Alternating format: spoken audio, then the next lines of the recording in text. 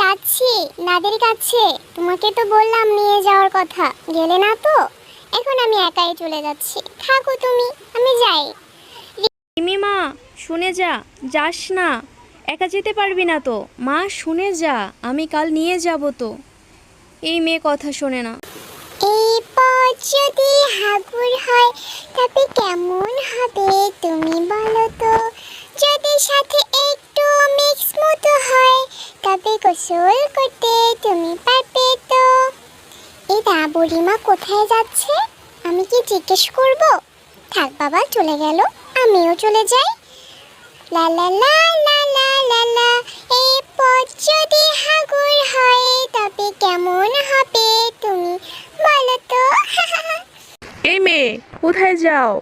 ওরে বাবা রে বাবা, পিছনে কে? এটা ভূত, আমি তাকাবো না। মা বলেছে পিছনে না তাকাতে, আমি পালাই বাবা। এই মেয়ে যেও না, শুনে যাও। দাঁড়াও, কোথায় যাচ্ছ তুমি? লা লা লা, ও বাবা, ওই জায়গাটা কি আপেল গাছ? কত আপেল! যাই তো দেখি, আমি এক একটা আপেল নেব। না বাবা, ওর তো কষ্ট লাগবে যদি আপেল ছিঁড়ে। আমি চলেই যাই, থাক ওর মতো, আমি যাই। লা লা লা লা লা লা লা লা,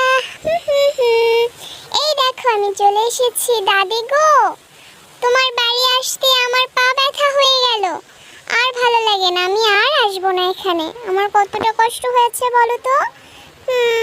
খুব কষ্ট হয়েছে। ও দাদি, তোমার মেয়ে মনে হয় কল করেছে, ধরে বলে দাও তার মেয়ে চলে এসেছে।